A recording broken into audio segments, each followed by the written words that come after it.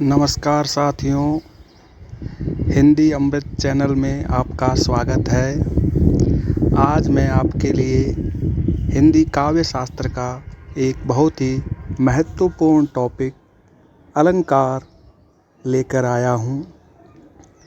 इसके अंतर्गत आज हम अलंकार का अर्थ, उसकी परिभाषा, अलंकार का स्वरूप और उसके महत्व पर चर्चा करेंगे।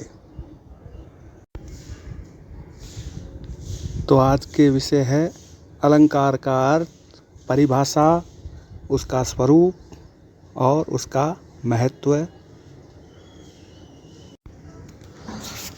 अलंकार शब्द अलम प्लस कार से बना है, जिसका अर्थ है अलंकृत अथवा सुशोभित करने वाला।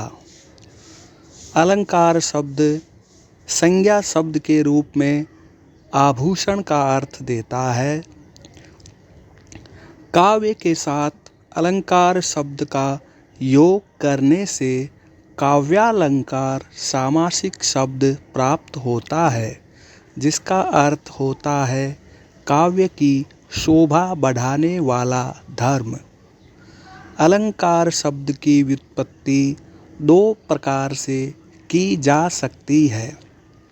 पहली, अलंक्रियते अनेन इति अलंकारः, अर्थात जिसके द्वारा कोई वस्तु या विषय अलंकृत किया जाता है वह अलंकार है। इस व्युत्पत्ति के अनुसार अलंकार एक उपादान या कारण है जो किसी को अलंकृत करता है। इस व्युत्पत्ति से वस्तु और अलंकार की पृथकता सिद्ध होती है। और अलंकार शब्द की दूसरी व्युत्पत्ति है अलंकरोति इति अलंकारः, जो अलंकृत करता है वह अलंकार है। इस व्युत्पत्ति के अनुसार अलंकार वस्तु का अंग अथवा शोभावर्धक धर्म है, जिससे वस्तु का सौंदर्य निखरता है। इससे वस्तु और अलंकार में अभेद सिद्ध होता है। अतः प्रथम व्युत्पत्ति में वस्तु और अलंकार में भेद है, जबकि दूसरी व्युत्पत्ति अलम करोति इति अलंकारः में वस्तु और अलंकार में अभेद सिद्ध होता है। अलंकारों का वर्णन वैदिक साहित्य में भी मिलता है। वैदिक साहित्य में अलंकार को वाणी की शोभा अथवा अलंकरण माना गया है। ऋग्वेद के उषस सूक्त में वाणी की महिमा जिस रूप में व्यक्त की गई है वह अनेक प्रकार के अलंकारों से अभिमंडित है। ये अलंकार हैं रूपक, उपमा, अतिशयोक्ति और उत्प्रेक्षा। भरत मुनि के नाट्य शास्त्र में उपमा, रूपक, दीपक और यमक, इन चार अलंकारों का उल्लेख है। प्रमुख अलंकारवादी आचार्य हैं भामह, दंडी, उद्भट, रुद्रट और रुयक। अब देखिए अलंकारों का महत्व। किसी समय काव्य शास्त्र को अलंकार शास्त्र कहा जाता था। इससे काव्य में अलंकारों का महत्व स्पष्ट होता है। यहाँ तक कि रीतिकाल को अलंकार काल भी कुछ विद्वानों ने कहा है। अलंकार संप्रदाय के प्रवर्तक भामह ने लिखा है, न कांतमपि निर्भूषम विभाति वनिता मुखम, अर्थात बिना आभूषण के वनिता यानी स्त्री का मुख जिस प्रकार शोभा नहीं पाता, उसी प्रकार बिना अलंकारों के काव्य शोभा प्राप्त नहीं करता। भामह तो अलंकार विहीन रचना को वार्ता मात्र मानते थे। भामह ने अलंकार और अलंकार्य में कोई अंतर नहीं माना। अलंकार यानी अप्रस्तुत विधान और अलंकार्य यानी प्रस्तुत वर्ण्य विषय। भामह का मत है अलंकार के मूल में वक्रोक्ति अथवा अतिशयोक्ति होती है, जो अपनी वक्रतापूर्ण उक्तियों अथवा अतिशयतापूर्ण कथनों द्वारा वार्ता को काव्यकृति में बदलती है। भामह ने सर्वाधिक महत्व वक्रोक्ति को दिया है और दूसरे स्थान पर अतिशयोक्ति को महत्व दिया है। भामह ने स्वाभावोक्ति को भी अलंकारों की श्रेणी में रखा है। भामह की भांति दंडी ने भी अलंकार को काव्य का शोभा कारक धर्म कहा है। दंडी अलंकार शास्त्र का अच्छे से विवेचन करने के लिए जाने जाते हैं। दंडी अलंकार को प्रमुखता देते हुए कहते हैं, जिस प्रकार अग्नि का धर्म उष्णता है, उसी प्रकार काव्य का धर्म उसकी अलंकृति है, जिसे धर्मी अर्थात काव्य से विलग नहीं किया जा सकता। दंडी ने अलंकार के समक्ष रस की महत्ता नहीं मानी, अतः उन्होंने रस को रसवत अलंकार कहा। दंडी ने संपूर्ण वाङ्मय अर्थात काव्य या साहित्य को दो भागों में बांटा है, पहला स्वाभावोक्ति और दूसरा वक्रोक्ति। स्वाभावोक्ति के अंतर्गत शास्त्र आते हैं, जबकि वक्रोक्ति के अंतर्गत काव्य की परिगणना होती है। दंडी का स्पष्ट मत है कि वक्रोक्ति अथवा अतिशयोक्ति के बिना काव्य में सौंदर्य आ ही नहीं सकता, क्योंकि ये दोनों काव्य के मूल तत्व हैं, जिन पर शेष अलंकार टिके हैं। भामह ने सर्वाधिक महत्व वक्रोक्ति को दिया है, तो वहीं दंडी ने सर्वाधिक महत्व अतिशयोक्ति को दिया है। आचार्य वामन ने भी अलंकारों का विशद विवेचन किया।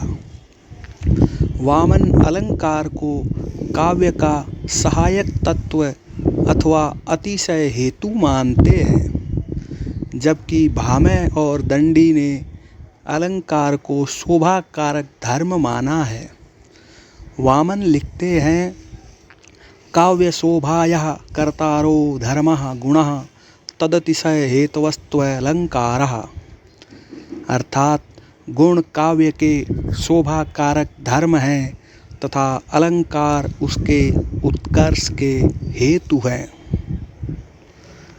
वामन ने अलंकार को सौंदर्य भी कहा है, तो वामन ने अलंकार को दो मान्यताएं दी है, पहला उत्कर्ष का हेतु और सौंदर्य। तो वामन लिखते हैं सौंदर्यमलंकार है, और वामन आगे लिखते हैं काव्य ग्राहमलंकारात्।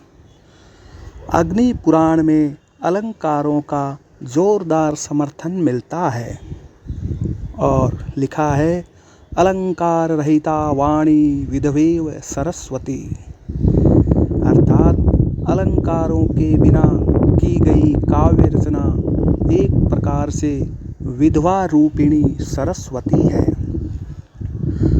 कुंतक, जो कि वक्रोक्ति के आदि आचार्य हैं, उनका स्पष्ट मत है वक्रोक्ति ही काव्य का प्राण है, जो वैदग्ध्य भंगी भणिति अर्थात विदग्धता पूर्ण भंगिमा के रूप में अपना वाक् चातुर्य प्रकट करती है। कुंतक ने लिखा भी है, वक्रोक्ति काव्य जीवितम। कुंतक ने स्वाभावोक्ति को अलंकार्य और वक्रोक्ति को अलंकार मात्र का लक्षण माना है। अतः भामह और कुंतक में समानता है कि दोनों वक्रोक्ति को प्रमुखता देते हैं। कुंतक और उद्भट ने सालंकार काव्यता सिद्धांत का प्रतिपादन किया। एक और अलंकारवादी आचार्य हैं उद्भट। उद्भट का मत है, गुण और अलंकार दोनों ही काव्य के चारुत्व के कारण हैं। आचार्य भोजराज ने अपने ग्रंथ सरस्वती कंठाभरण में काव्य के रसमय होने के साथ अलंकृत होना भी कहा है। अलंकारेर अलंकृतम। भोजराज कहते हैं, काव्य रसमय भी होता है और अलंकृत भी होता है। जयदेव, जो कि प्रमुख अलंकारवादी आचार्य हैं, इन्होंने चंद्रालोक में लिखा है कि जो व्यक्ति काव्य को अलंकारों के बिना मान्यता देता है, वह आग को भी शीतल कह सकता है। तो जयदेव लिखते हैं, अंगीकरोति यह काव्यम शब्दार्था वनलंकृति, असो न मन्यते कस्माद् अनुष्ण मनलंकृति। रसवादी आचार्यों ने भी अलंकारों की महत्ता स्वीकारी है। आनंदवर्धन, विश्वनाथ, मम्मट, पंडितराज जगन्नाथ ने अलंकारों की आपेक्षिक गुरुता का समर्थन किया है। अर्थात इन्होंने कहीं न कहीं अलंकारों को महत्व दिया है। मम्मट ने अलंकारों का गौण स्थान माना। मम्मट अनुप्रास और उपमा आदि अलंकारों को हार और कुंडल के रूप में काव्य के शोभावर्धक धर्म मानते हैं। चूँकि हम हार और कुंडल बाहर से धारण करते हैं, अतः उनका महत्व कम माना है मम्मट ने। विश्वनाथ ने अलंकारों को काव्य के शब्दों तथा अर्थों के शोभातिशायी अस्थिर धर्म माना है, जिनकी स्थिति अंगद आभूषण यानी बाजूबंद की भांति है तथा जो काव्य के आत्म तत्व अर्थात रस का उपकार करते हैं। रीतिकाल के आचार्यों ने तो अलंकारों को सिर आँखों पर बिठा लिया। आचार्य केशव, जो प्रमुख अलंकारवादी आचार्य हैं, इन्होंने तो अलंकार विहीन काव्य को शोभा विहीन घोषित कर दिया। टीम हिंदी अमृत आशा करती है कि आपको यह ज्ञानवर्धक सामग्री कुछ लाभ देगी। यदि आपको इसमें कोई महत्व की बात नज़र आती है तो कृपया हमारे चैनल को लाइक, सब्सक्राइबर और शेयर ज़रूर करें। धन्यवाद।